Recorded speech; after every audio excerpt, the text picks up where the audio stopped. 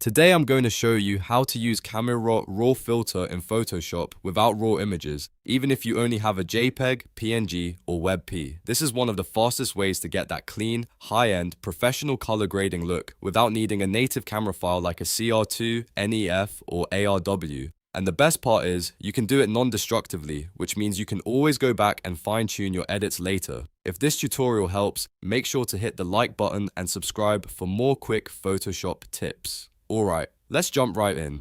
The first thing you want to do is open your image in Photoshop and make sure it's on a normal layer in the Layers panel. Before you apply anything, you need to convert that layer into a smart object. This step is crucial because it protects your original pixels and allows you to edit the effect later without permanently damaging the image. To do that, simply right-click on the image layer name and choose Convert to Smart Object. Once that's done, you'll notice the layer changes, and now Photoshop can apply advanced filters in a much more flexible way.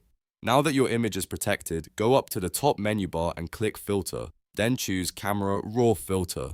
If you prefer shortcuts, on Windows you can use Ctrl, Shift, and A. When Camera Raw opens, it will take over your workspace with a full editing interface that looks and feels like you're adjusting a real camera file. Even though your image is not a raw file, Photoshop still lets you use the same powerful editing engine on it. This is where the magic happens. Start with the basic panel because that's where you'll get the biggest visual improvements first. If your image is too dark, increase exposure a little to bring the brightness back. If it looks flat, raise. Contrast to help separate the shadows and highlights more clearly.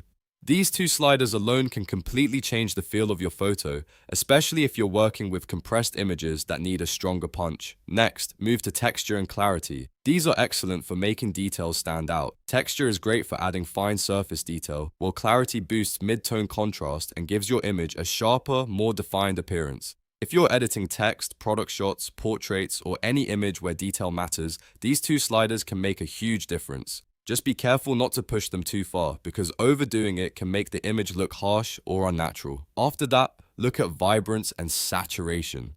This is one of the most important things to understand. If you want richer color, avoid cranking up saturation too much, because it affects every color equally and can quickly make your image look muddy or oversaturated. Instead, use vibrance. Vibrance boosts the more muted colors while helping protect skin tones and keeping the overall image more balanced. That makes it a much smarter choice for most edits, especially if you want a polished result instead of an obvious filter look. Once you're happy with your adjustments, click OK in the bottom right corner to apply the Camera Raw filter.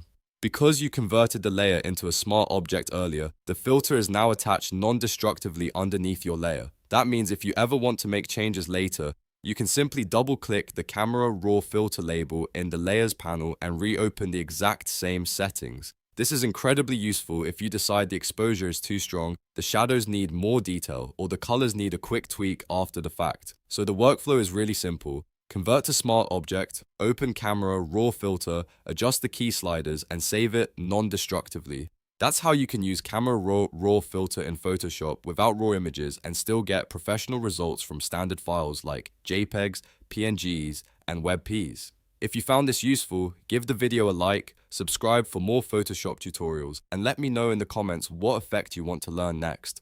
Thanks for watching, and I'll see you in the next one.